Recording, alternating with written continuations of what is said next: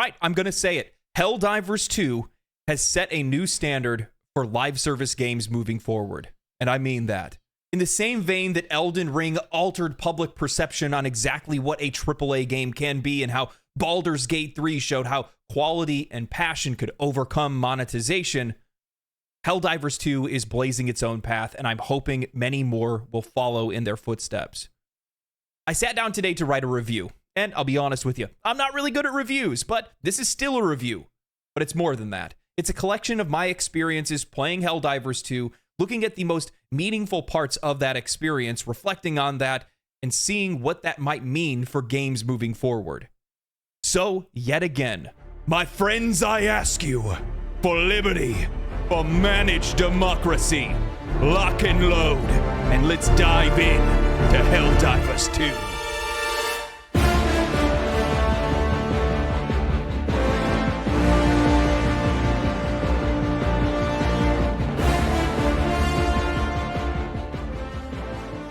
Now, I want to start with the premise of Helldivers 2, as I think it's one of the most important key ingredients as to why this game has resonated with me and many others, beyond all of the other things that the game does exceedingly well. Like many, I love Starship Troopers. The themes of the movie flew right over my head. I was a kid at the time when I saw it, but it had guns, bugs, space travel, and a shower scene, which was more than enough for my prepubescent boy brain to be enthralled with the movie. Also, I'd like to personally thank 1990s Denise Richards for single-handedly flipping the switch of, wait, girls aren't gross. So with Helldivers 2, there really wasn't much of a barrier to entry to making me interested in playing the game. I've always loved the premise, and it's something that's always stuck with me, and I think that that's true for a lot of people. If you think about it, some of the most popular games ever made, or even popular media that's ever been made, has always leveraged the premise of against all odds. And we aren't strangers to plots of galactic wars fighting against unknown enemies with the power to erase our existence. It's an iconic premise, and that's likely the reason why the game has been so widely adopted. Logging in and playing Helldivers 2 feels like the first time playing Halo 2 with friends. I know a lot of people have made the comparison between the Halo games, but it really is just like that. The chaos and how quickly you can feel overwhelmed, the stakes at play, and the music. Oh my god, the music. While I don't think that any game is going to have the impact of Halo 2's theme, A Cup of Liberty, the Helldivers 2 main theme song, slaps. The theme alone has already amassed over 1 million views on YouTube. Helldivers 2 starts off with the two things necessary to make a great game iconic, because you can have a great game, but that doesn't necessarily mean that game is going to be iconic. Helldivers 2 is.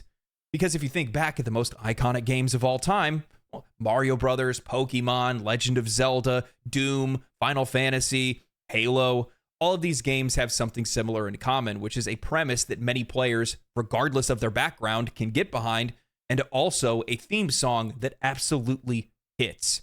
And this is one that definitely does, because I can't tell you how many times I've been diving in with friends and I'm humming the theme song as we're fired down onto a planet. There's just something so motivational about that theme song, and when it's actually played in game, that just makes for this incredibly dynamic combo. And you could tell that before they even made this game, they were already thinking about these kind of things. They weren't necessarily prepared for the level of success that the game got, but they were still thinking about all of the things necessary to make this game great, but even more so to make it iconic. The game feels great to play, and the sound design is next level, and anymore nowadays, that's everything that you could be asking for. Setting off one of those ICBMs just to hear the sonic boom that follows is so damn satisfying.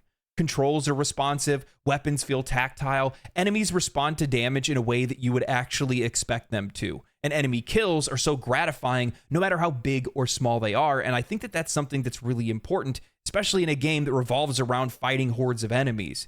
Fighting is the core gameplay loop, so making sure that your kills feel rewarding is important. Every weapon feels different. You can see the damage that you're doing to the enemies, where parts are flying off of them, their armor's damaged, they're missing a leg or an arm, some of them are bleeding out. When I call in a stratagem, I get this awe-inspiring display of fire and viscera.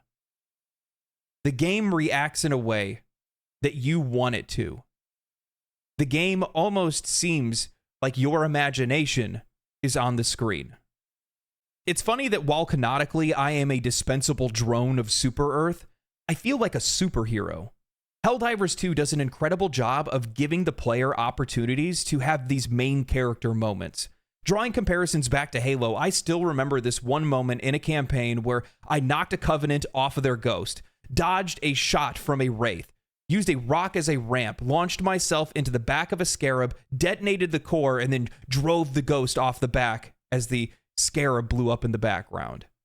Moments like that are the reasons why we play games.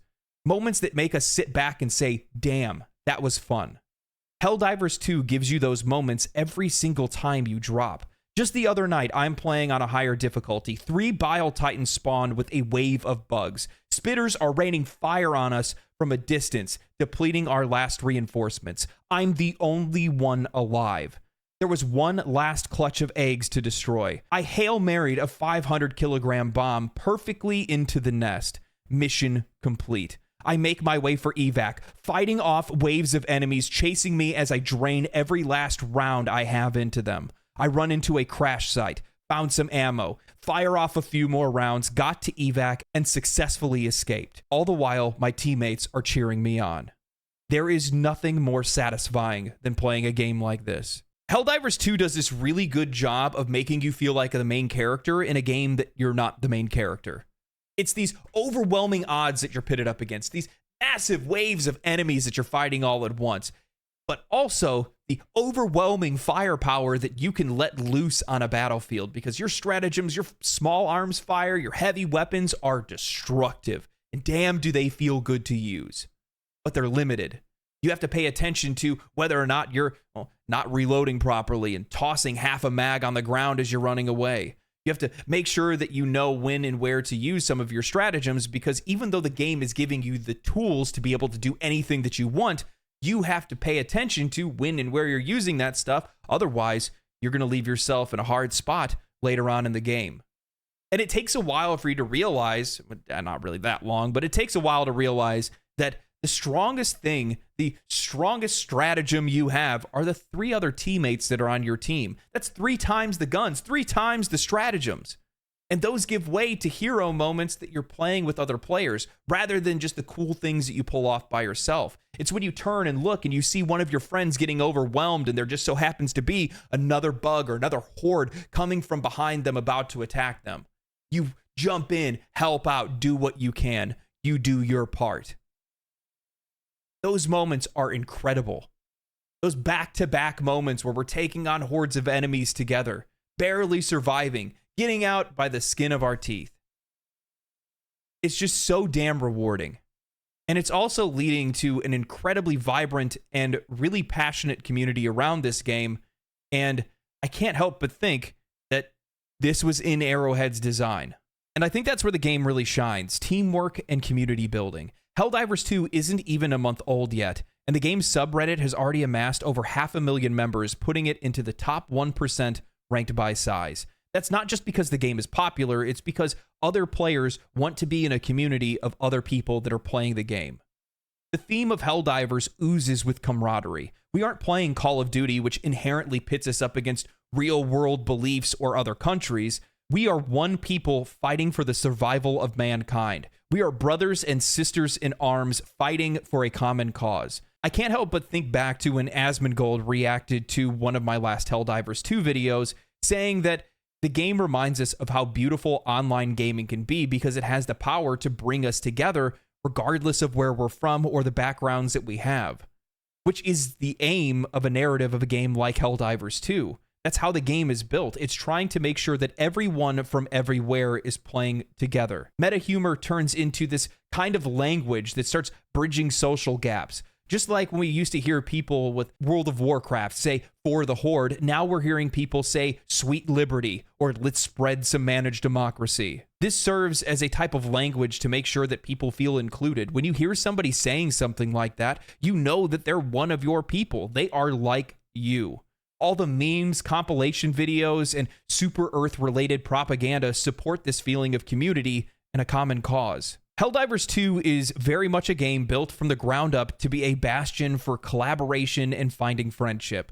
Mechanically, the game has missions that require multiple players to be able to align satellite dishes, carry data drives, open product lines, and more. There are crew-served weapons, which aren't something that we typically see in other games where one person is firing the weapon while the other one is stabilizing it and reloading. Even in matches where I've played pugs, with nobody using a microphone, Helldivers 2 is still the most cooperative game that I have played in a long time.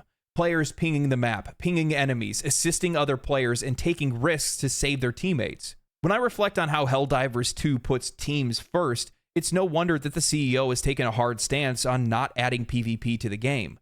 If they did, it would undermine the very purpose and meaning of the game. Now, I will say this, because the conversation around inclusivity in video games, especially with the Sweet Baby Inc. stuff, has been kind of going through the presses lately, and I've seen a lot of people call for change in Helldivers 2, and it doesn't really make a lot of sense to me.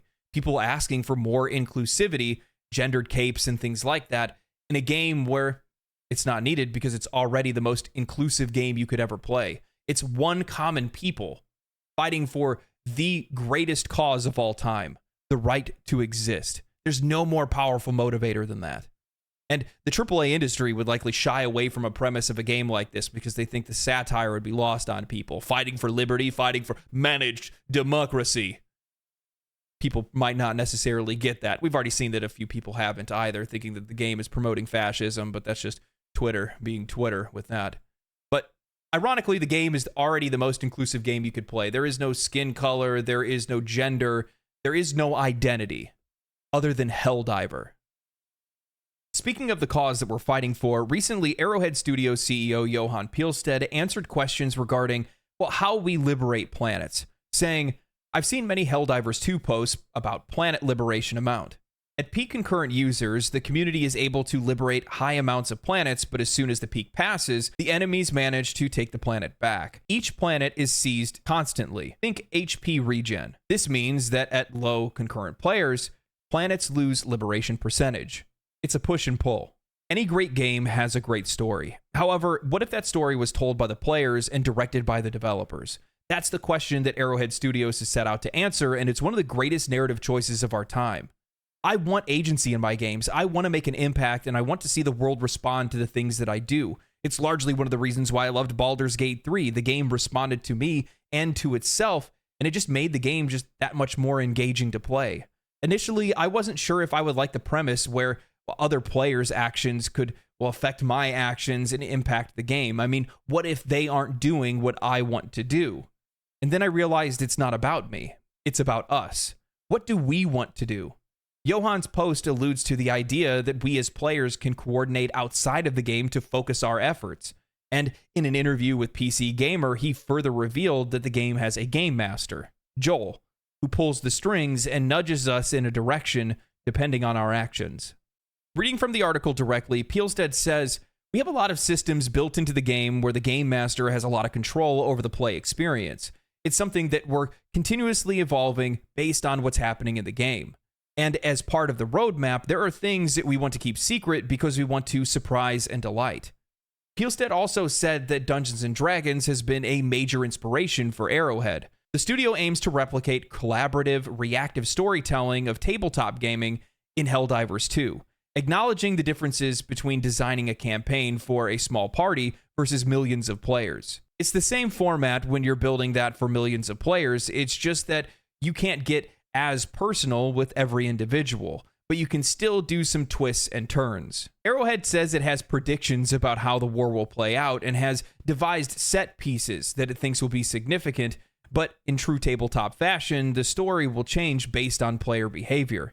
In fact, it already has. Game Master Joel has already had to grease the wheels for the enemy a few times when the Helldivers community proved a little too efficient at spreading liberty. Pilstead continues with, there have been some sudden movements where maybe one planet was too easy or one was too hard, and Joel had to get up in the middle of the night to give automatons a bit of reinforcements so players don't take the planet too quickly. We all remember Malevelon Creek, oil and blood, ending in utter defeat, only for our forces to be redeployed to the liberation of Veld. An easy victory meant to reignite our resolve. I love being a part of an active story, one that is driven by the community itself, and I think Arrowhead has tapped into something really special here. Players want to be a part of something greater than just playing a game, and Helldivers 2 is delivering that in a way that I don't think any other game has outside of maybe Pokemon Go at its peak. Very few games make you want to reach outside of your own community or collaborate with others on a massive scale. This game never fails to impress me. At every single turn, it seems like they already thought of the greatest, the best, the most perfect thing to do for that situation. And even reading back on some of their older articles where they were talking about how they wanted to have an individual impact on gameplay. They wanted to drop in on matches, give people free stratagems, throw in some extra enemies, do some crazy stuff just to mess with players on an individual basis. Well, sadly, because of the massive scale that the game has grown to, because of how popular it's become, they haven't been able to really do that. We have seen some instances of it, but they wanted to do it more often than what they're able to now. But they're repositioning, and they're gracefully taking this massive success of theirs and pivoting in ways that they need to make sure that the game maintains the success that it has. And with all of this massive influx of money that they're getting from all of their sales, I'm leading to believe that with everything that they've done up to this point, how well they've handled the launch, even though it did have server issues that they eventually fixed, I think the game's just only going to get better. I tend to bounce off live service games outside of the occasional MMO, but that's not to say that I don't like live service games. It's just that many of them do not deliver the kind of experience that I'm looking for and lack the quality to keep me engaged for long enough to keep playing them. Far too many games today are released with so much focus on the contents of their battle pass and the progression through payment that they completely forget that they have to make a fun game first. I'd be lying if I said that I knew I was going to like Helldivers 2 when I first started playing it. It's a live service game, and reflecting on how poorly many live service games have been made over the last few years, why would I end up liking it? However, Helldivers 2 embodies what their CEO's belief is, and that's that you have to earn the right to monetize. This actually makes me think back to Fortnite, and memes aside, that game is incredibly effective at doing this as well. To my knowledge, there's no content that's barred or requires payment to play.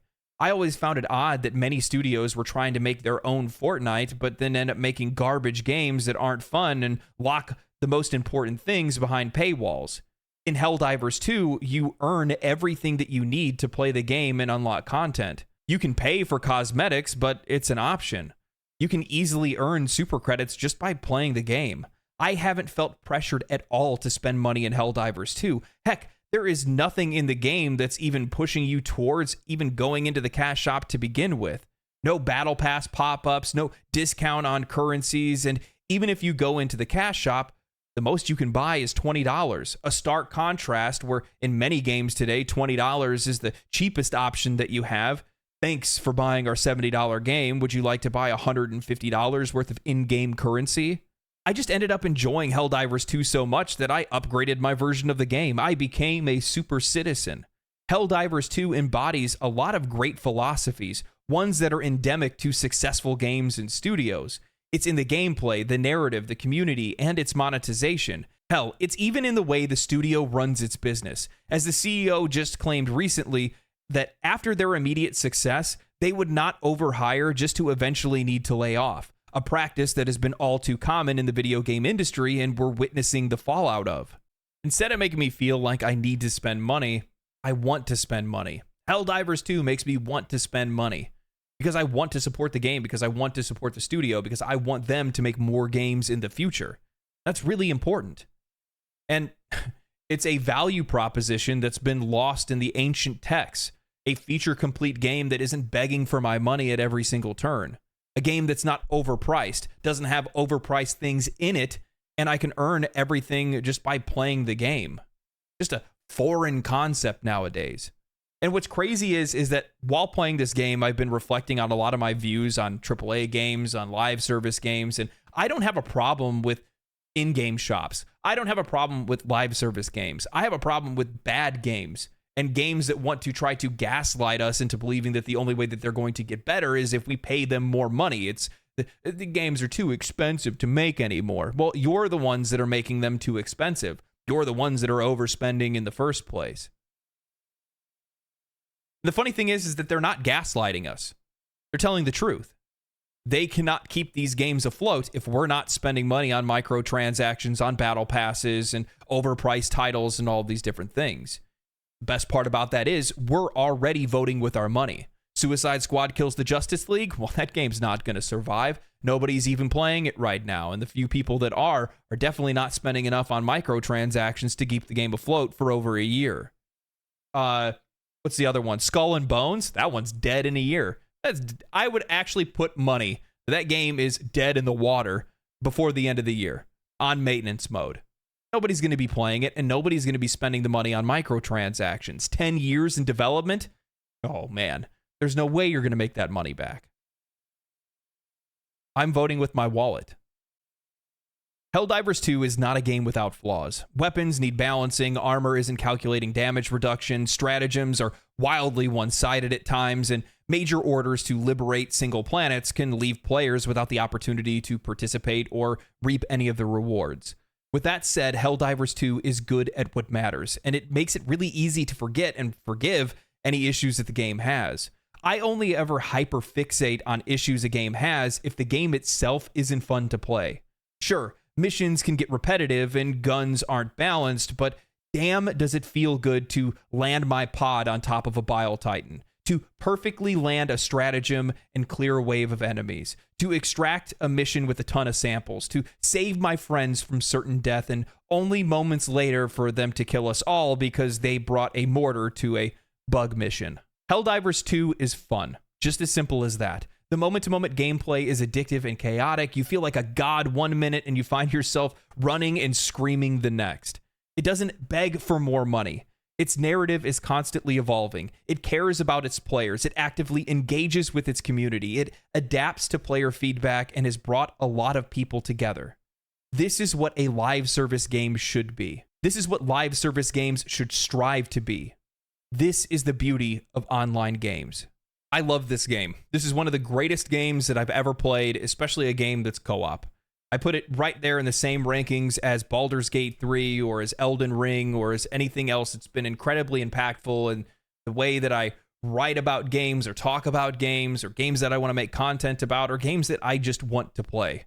Originally, I had another mark on this paper where I was going to talk about how I think that the game should have a campaign or some type of single player options outside of just, playing with pugs. And then I realized and think back to exactly what the CEO said, which is a game made for everybody is a game made for nobody. And that's very much true. This game just needs to be itself. It doesn't need to change. It doesn't need to do anything other than just fix some of the core issues that the game has and then just keep pumping out more content.